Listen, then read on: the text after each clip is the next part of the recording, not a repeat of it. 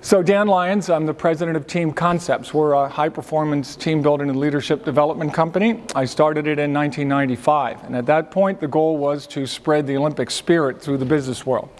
And the Olympic spirit was, for me, a philosophy and a way of living, which is to maximize the potential of each individual with whom you have the privilege of working, or in my case, being involved athletically. But as we were talking about earlier, athletic accomplishment is just part of a much larger system, a human system within yourself and within the people, again, that you're working with. And we're going to be talking about that because ultimately the Olympic spirit is about the best the individual could do, move together with the best that the collective could do. And that's a high-performance team. And you have to address both.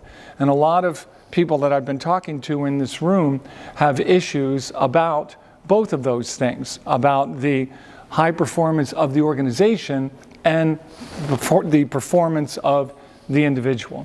So my background and experience came from the Naval Academy. I was a Navy grad in 1981, and I was in the Navy, active Navy, for 11 years, and reserves for about 7 after that. And also my academic background is military history and foreign policy from Navy, Oxford, Villanova, and Temple. And most importantly, my athletic background, which followed a lot of sports when I was growing up, but I settled on rowing, and I became fairly successful when I was at Navy, and then post-grad I made 7 U.S. teams, including an Olympic team in '88, and then coached for many years after that.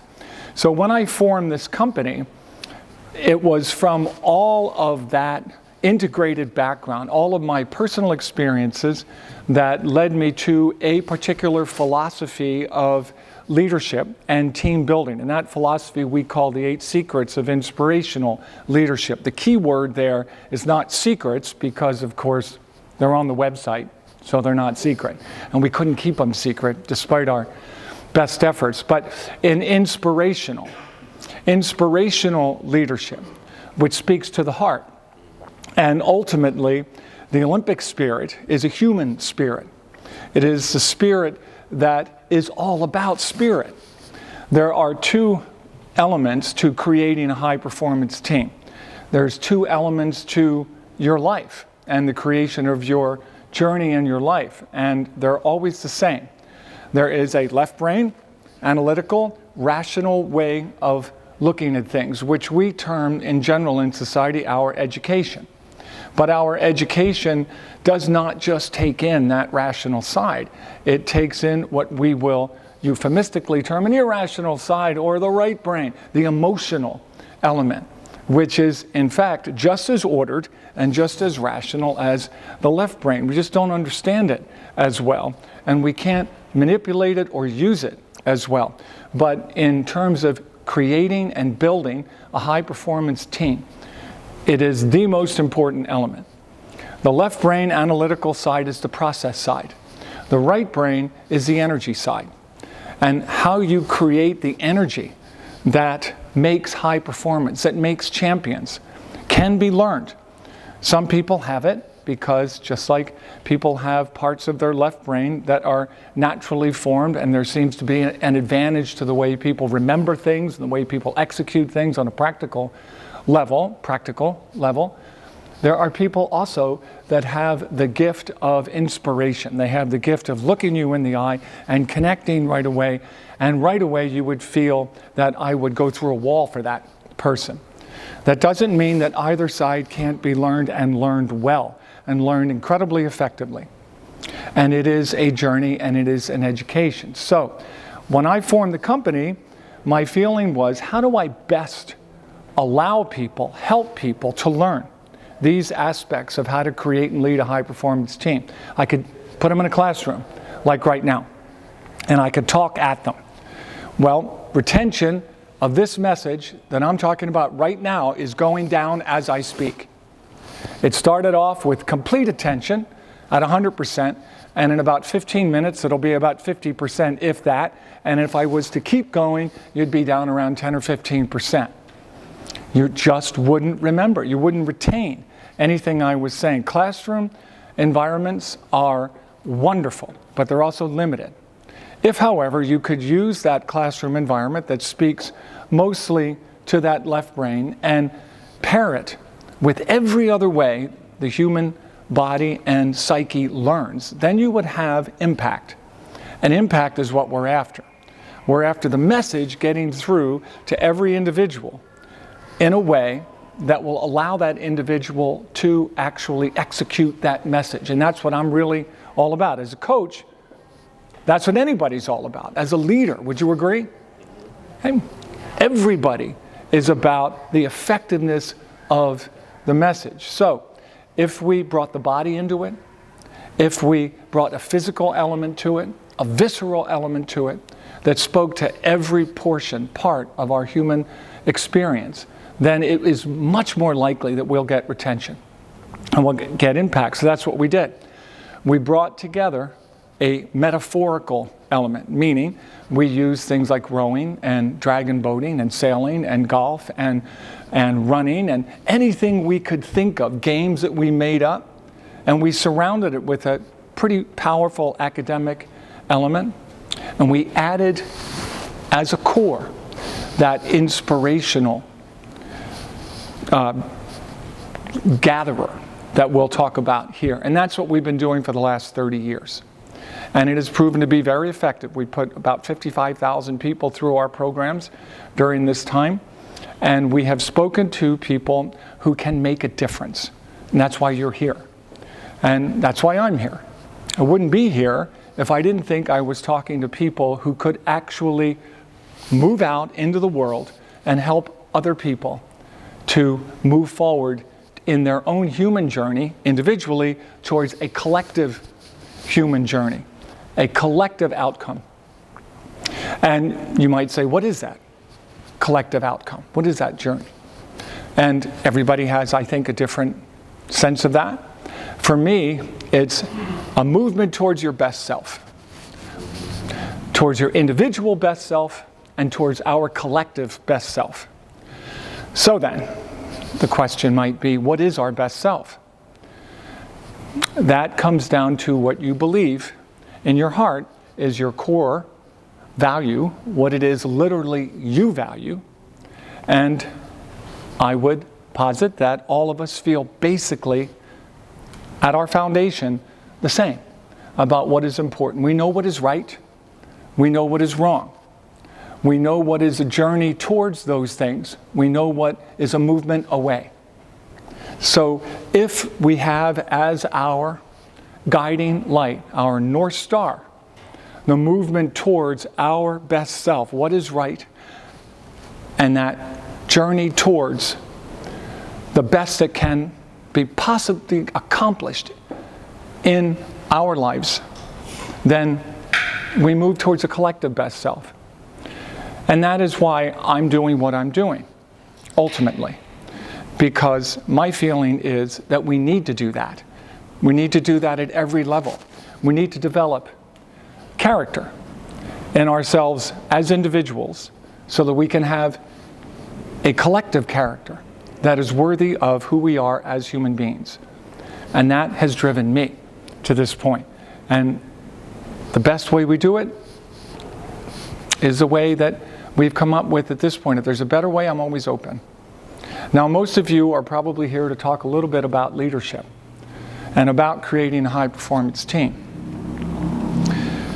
The foundation of creating a high-performance team, first of all, is knowing what it is you want. So I was asking people as we went around, what is your objective?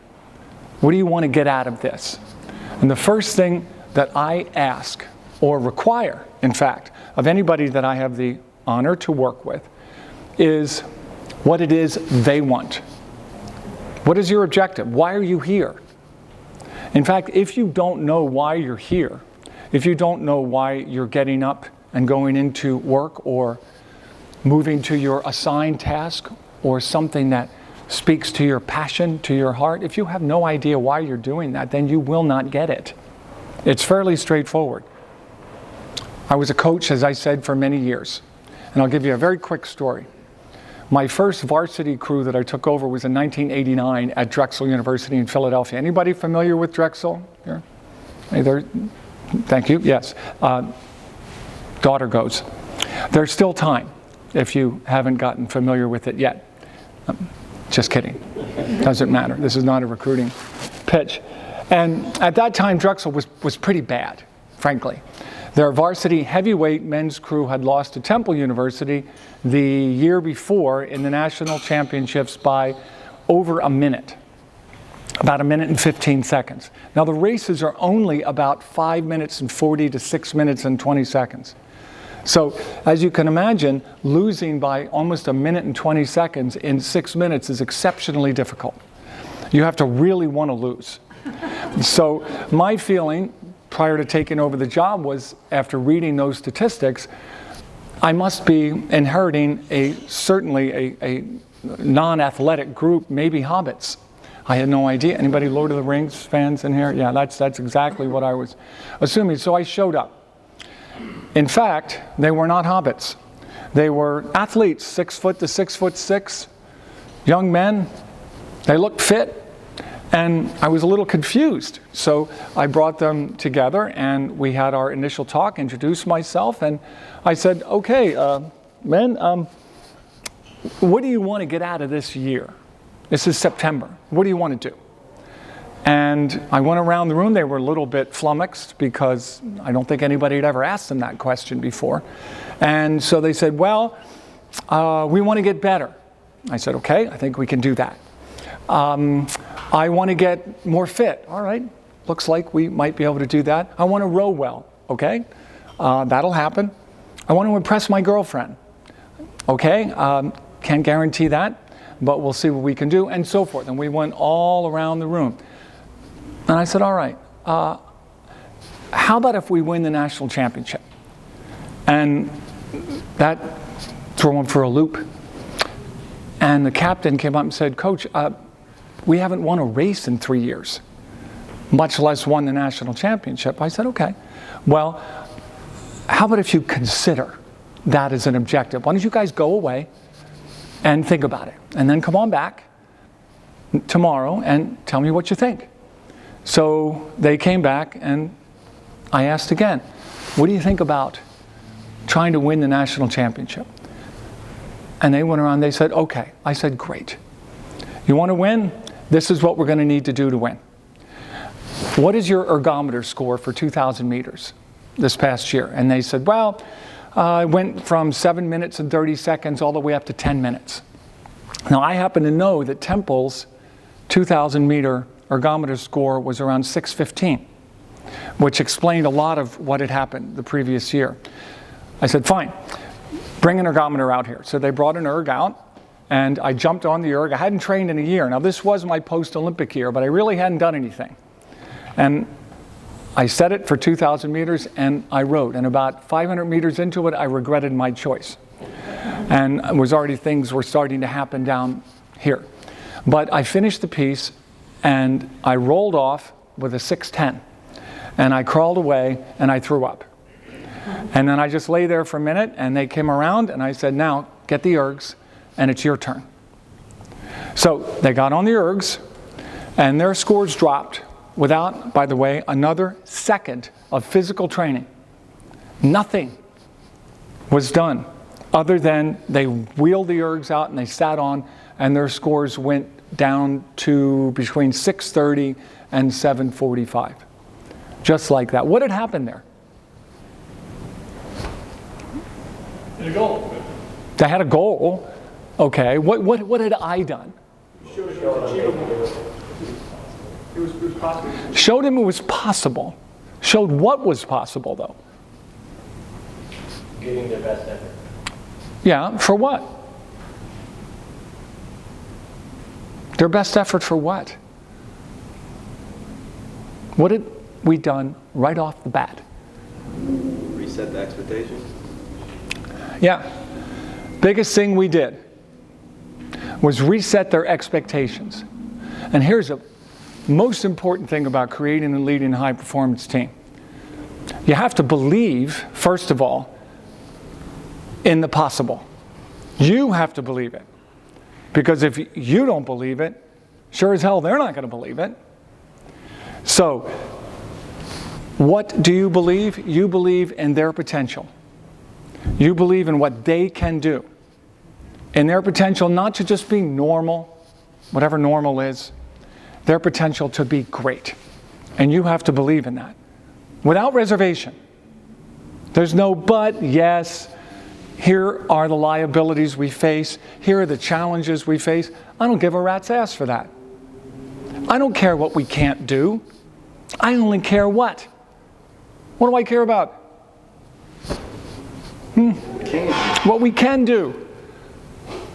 I don't care what we can't do. My whole job is to figure out what we can do. And in order to do that, I have to set the expectations high enough that it's worthy of them. So the worst thing we can do in a high-performance organization is to talk down, is to not believe in people's ability to be great. And then our whole job from that point on is to bring out from them the opportunity to be great and the belief in themselves. That's the challenge. And that's the only challenge. There is nothing else. And how do we do that? Well, we start out with two assumptions. Our first two secrets of inspirational leadership. Sine qua non, without which, nothing. We depend on these two things. Number one, everybody wants to be part of something bigger than themselves. Everybody does. Does anybody disagree with that assertion?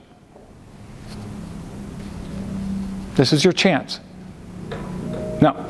Everybody. Okay, what is the opposite of that thinking? The flip side of that. Very straightforward again.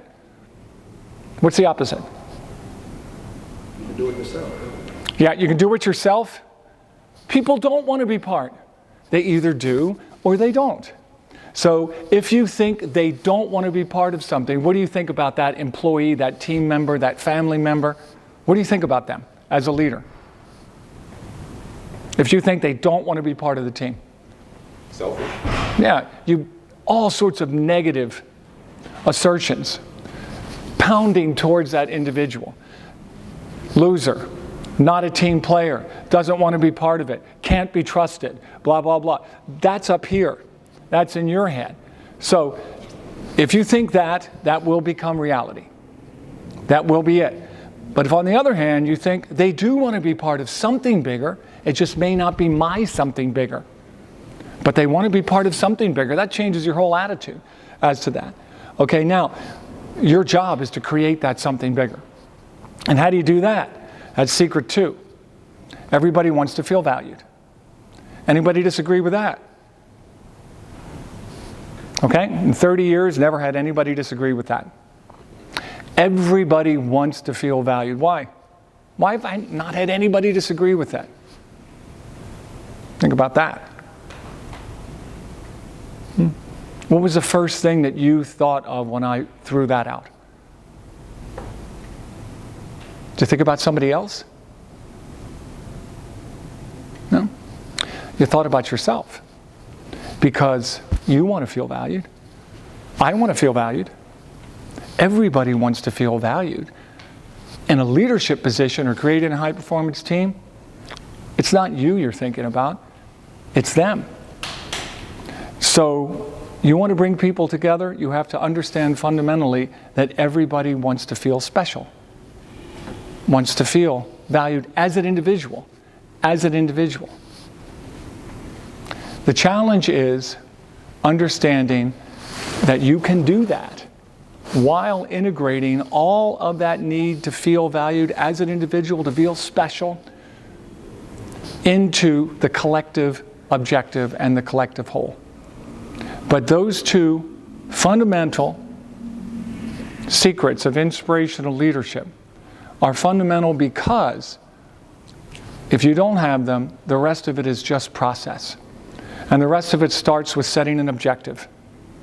So you might say that when I came into Drexel, the first thing I did was ask them an objective, but that's not really true. The first thing I did was I went and I asked all their names. I introduced myself, but I asked what they were all about. Where were they from? What were they studying? as much as I could find about them. And what was that doing? Right away. Building a relationship. Building a relationship, and a relationship is about trust, which is about Communication. we're making things too hard. Okay, but it's good though. Communication, yes, it's about valuing. I was showing them right away that they meant something, that they had value, intrinsic value, to me and to themselves. That's what I was doing. And as a result of that, we developed trust with communication and so forth and so on. And then I could go and ask them what their objective was. I knew they wanted to be part of something bigger. I assumed they did. Then I had to set that something bigger. We're going to win the national title. We trained our ass off that year. I worked them to the bone. But every day I did so, never forgetting those two things. They wanted to feel valued. They wanted to feel part of something bigger. So when I'm out there coaching them, I'm not saying, Steve, you suck. I have not seen a stroke so poorly done since the invention of the sport itself.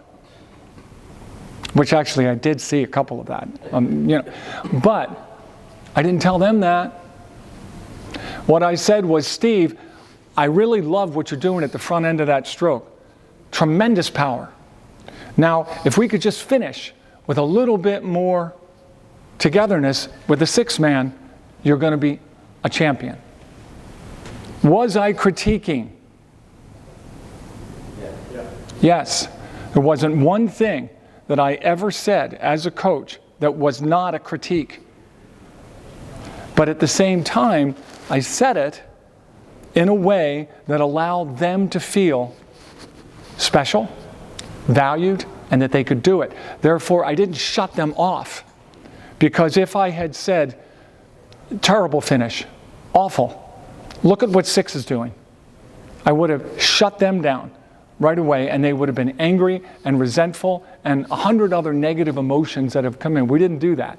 If you're going to create a high-performance environment, the way you value and the way you critique and the way you move people forward is the most important thing you could do. And the way to do it is always the same. It's a positive sandwich. You tell them what they're doing right. You tell them what they need to correct. You tell them where they're going to go when they correct it. And when you do that, yes, sir? The question, one of the things you did there, you also didn't just identify the problem, you gave them a solution. Yes, absolutely. Right? Because, yes, I had a solution, always moving towards the objective. The objective was to win the national championship. In order to win the national championship, we had to row in a certain way. We had to have a certain objective power to it. That power had to be done absolutely together. We had to row to create what we called swing. All of those things were in my computer every moment. So when I'm coaching somebody, I'm coaching all of them every moment towards that objective in all of those disparate parts. But all of that stuff systemically happened together all the time. When we got to the national championship, Temple beat us again.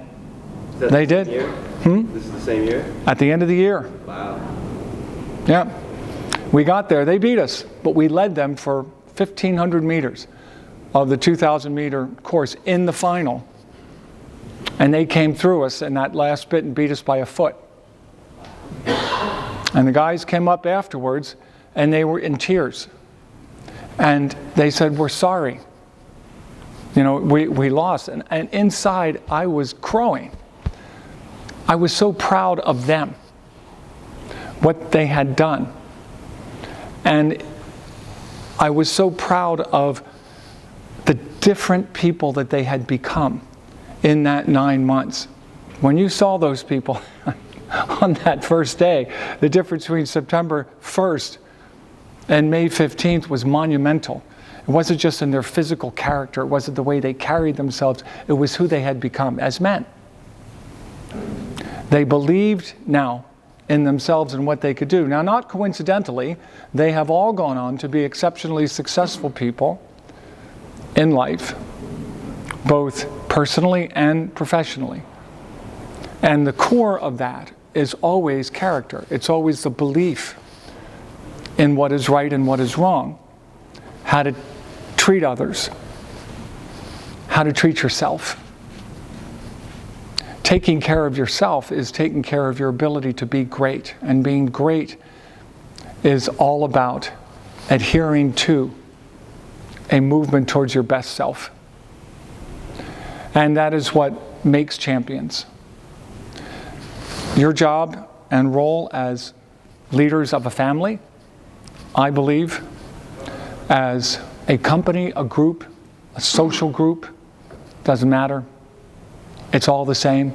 As a nation, it's exactly the same. There is no difference. How you treat people, you will treat groups. That is character. And that is the nature of leadership. Everybody wants to feel valued. Everybody wants to feel part of something bigger than themselves. Set an objective. Lock into that objective. Be firm and sure about what it is, and don't deviate from it. Now, how do you get people to believe? By the way, I'm just going to keep going, so we can stay here till 4. All right, whatever. How do you get people to believe in this objective? Anybody see Ted Lasso? Yeah. Yeah, you really want to have a compilation of this in a lot more entertaining way, just go watch that series. Great series. Anyway, the core of the inspirational leadership portion of our message begins with valuing, but it is about what we call Secret 4, which is ennoble the effort, or make noble. Give a reason. Why? Answer the question why. You should be doing this.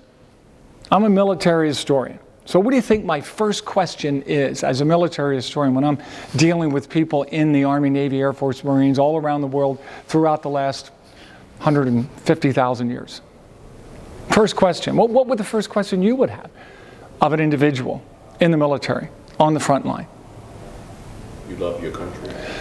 Now that's interesting. Do you love your country? Great question. Why are you here? Why are you here? What do you think they'd say? Because I love my country.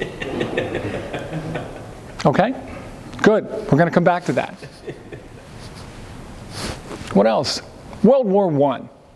Let's look at that. Awful. War is horrendous in general. World War I was particularly horrendous. There's a lot of that going on over in the Ukraine right now. A lot of that trench warfare. It was horrendous because there was no way to break the stalemate. The way they tried was using old methods, because it was the only thing they knew. So they would go over the top. Over the top meant they'd climb out of those trenches and they'd run or walk quickly across no man's land, laced by machine gun fire, where every third round's a tracer round. Thousands and thousands of bullets screaming at these people in unprotected fabrics. And the loss rate was horrendous. So now, what would you ask of that soldier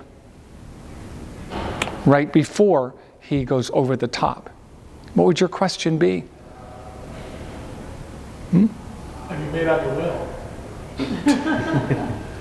Well, you'd have to look at the address that they had already written of their parents on the back of their greatcoat. They anticipated the end. What would your question be? What would anybody's? Honestly, it's appalling. You doing this for your family? Why are you doing this? To protect. Well, that's maybe the answer or not, but that's the question I would ask, is why? And I've always asked that. And I was in the military. We were involved in conflict. And I still had the same question. Why? Now, love of country. Could be. Protect your family. Could be.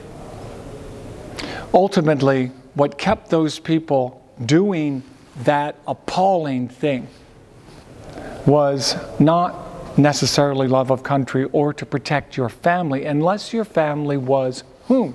Who was your family at that point? Funny soldier. Yeah. The soldier that was right next to you.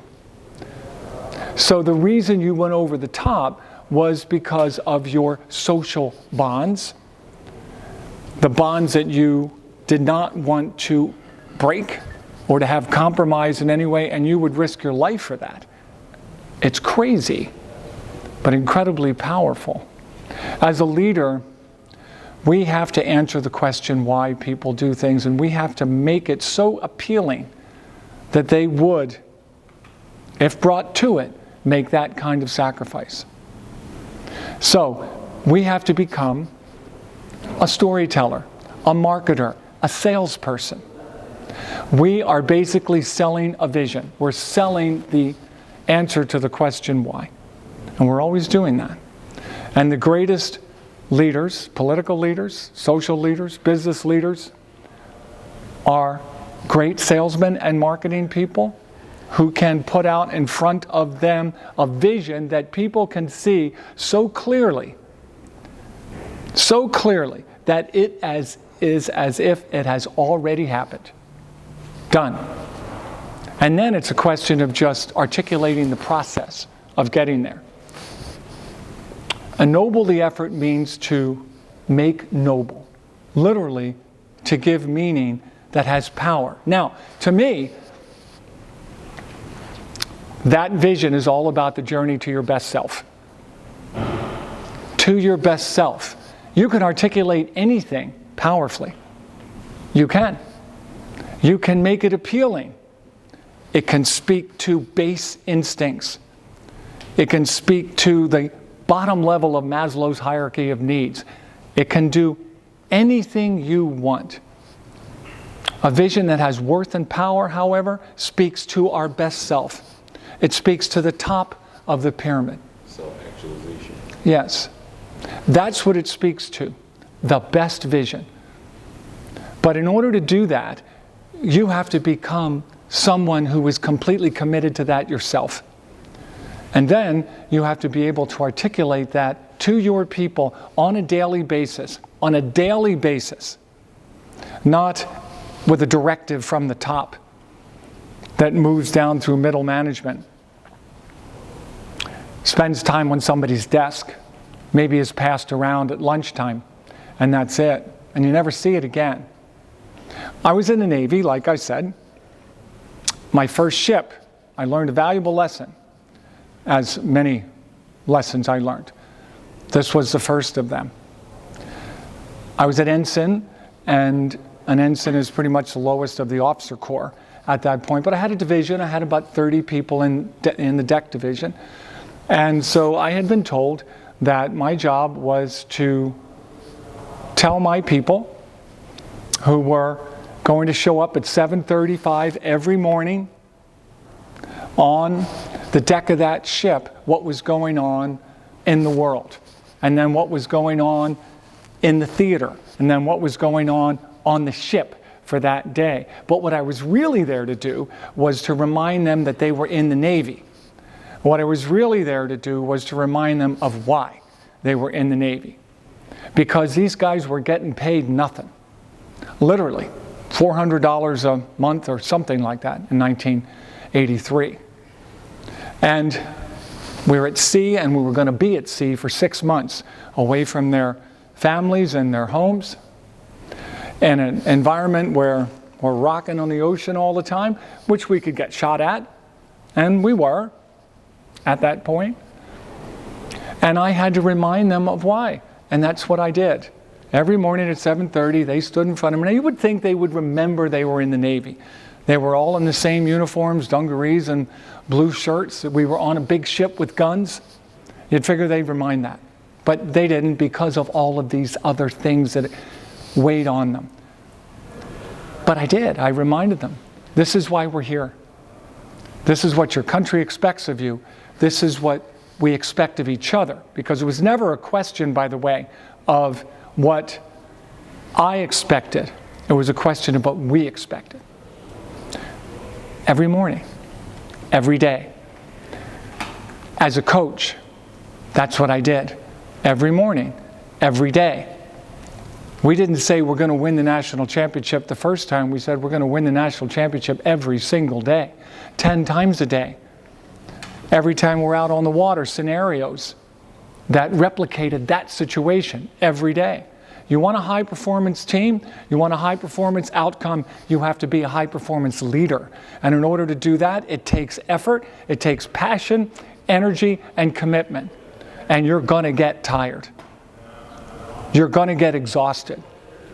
And so you're going to need to recharge your batteries. You're going to need to reach out to those you love that have your best interests at heart when you have difficulty, and you are going to have to draw from that common strength. And when you're having a good day, you're going to give back to them because they're going to need it. And that's the nature of our best self and the journey to who we are. We act as a collective. We act as a unit. We act together. We have greatness that we earn. We don't act together, then we get what we deserve. We ennoble the effort on a daily basis, and then, finally, we become empowered. And only then.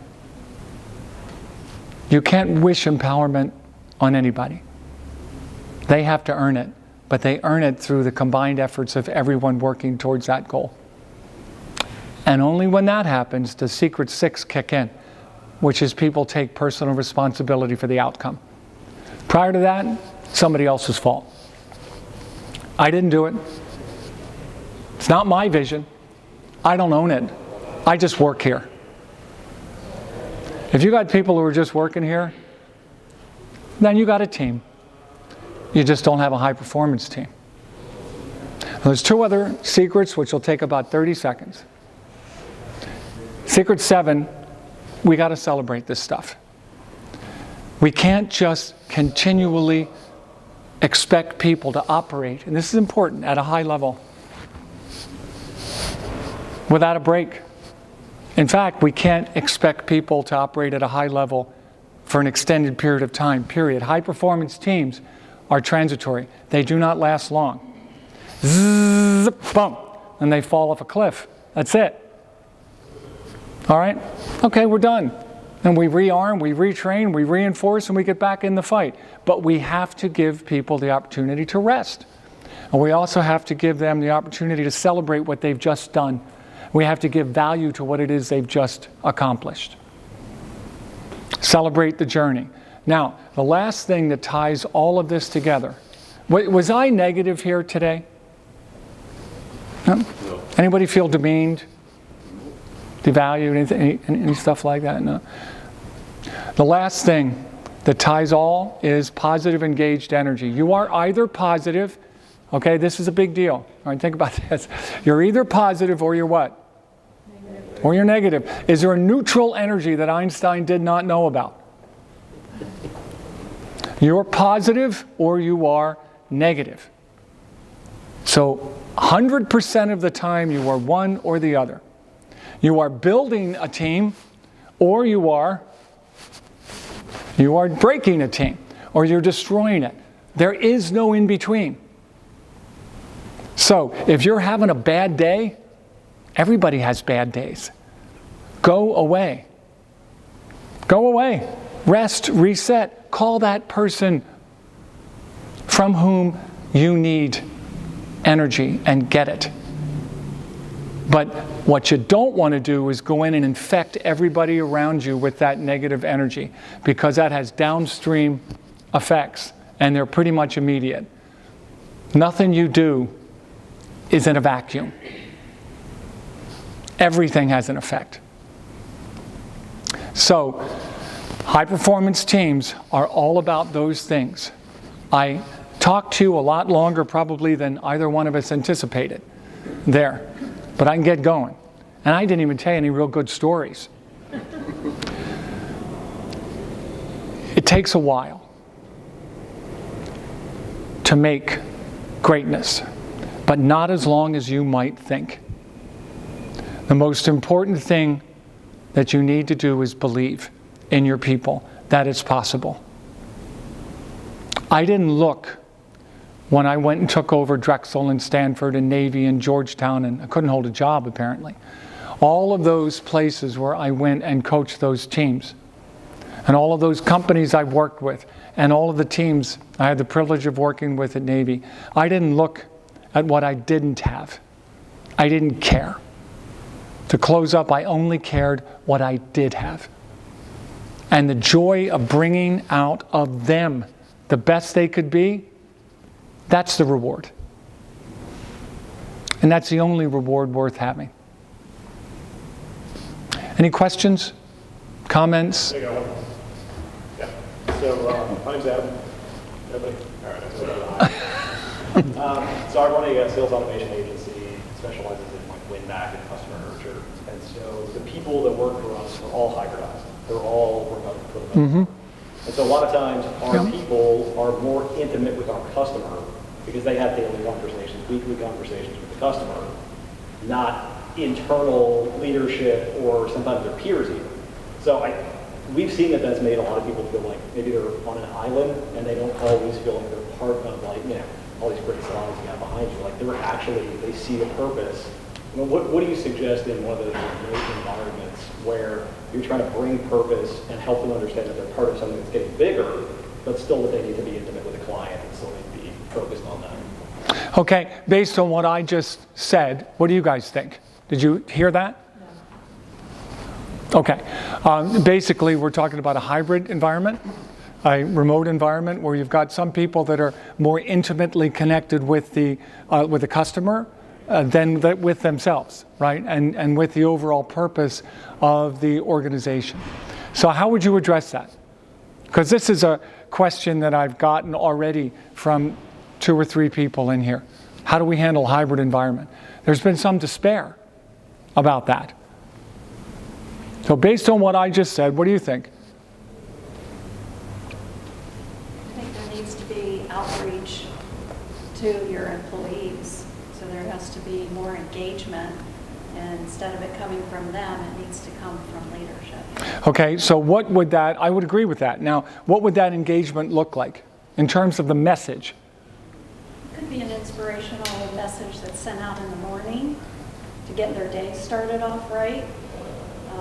Could be, you know, just feeling like they're heard and maybe having a platform where they can reach out to you with questions or things that they need. Or I think there just needs to be more engagement with the employee. Okay, engagement of positive nature, perhaps, of a individual. How many people are you dealing with here? So on the hybrid side, it's 9 people right now. No, that's cake. Yeah. Okay. Now, why did I say that? That's easy. No, I was going to say more reminders maybe, because they're remote. You don't see them every day, so it's hard to encourage them and give them reminders of the vision. So since they're remote, maybe maximize or increase the reminders that you give them when you do have that opportunity. Okay. So what was the first thing I did when I went to Drexel? First thing. Set a goal. And you created a No, you said you introduced yourself. You introduced yourself. Right. And then what? You asked them about that. Yeah. Okay. Does that ever get old? No. No. Never gets old. Everybody wants to know about themselves. That's just because we all want to feel valued. So what do you do every morning? Do we remind them of what the vision of the company is or the import of the... Absolutely we do that. We remind them of the objective, but more importantly, we're engaging with them. With 9 people, you could do that in 15 minutes. You know, you could write an individualized, because it is, question asking them how their day went. How was their daughter's birthday party? What are they looking forward to today? Why? The more that we engage with who they are, the more we unlock who they are and what their energy is. We got to do that every day, though. Sometimes twice a day. Never gets old. And even though they expect it. We won the World Championship in 1986. Only time it's ever been done. Before or since, we had a coach, and that was what he was all about. We're out in the middle of the river rowing 30 miles, and he's like, okay, the East Germans are right beside you. What are you going to do about it? Right there. Now, are we in the boat yelling at each other negatively? No, and neither is he. He's like, tremendous power on the finish of that stroke, Danny. Now, if you could just get the catch in better, I knew what he was doing. We all knew what he was doing. Never got old. He could do it 1,000 times a day. So that's the biggest thing, to connect them with you. They have to want that stimulation. It's a drug. We're drug dealers. And the thing we're dealing is endorphins. We're dealing hope. Vision. Power. There's energy and power in connection, because here's the other thing. That left brain side has to work with connections, and the connections are created by commonalities, things we share, things we have in common. And those are channels through which we shove energy. And the energy we push is all about you, why I value you, why you're important to me. Now, the organization, yes, absolutely, but I'm part of the organization. And here's the vision for that. This is the key. That's why hybrid learning, remote learning, all of this stuff we have is a challenge. Don't look at what we don't have, that we can't get together all the time. We can get together every once in a while. Look at what we do have. We've got some amazing tools out here in order to make those connections. We just have to use them properly. Nobody wants to hear directives that are not personalized, and I mean personalized.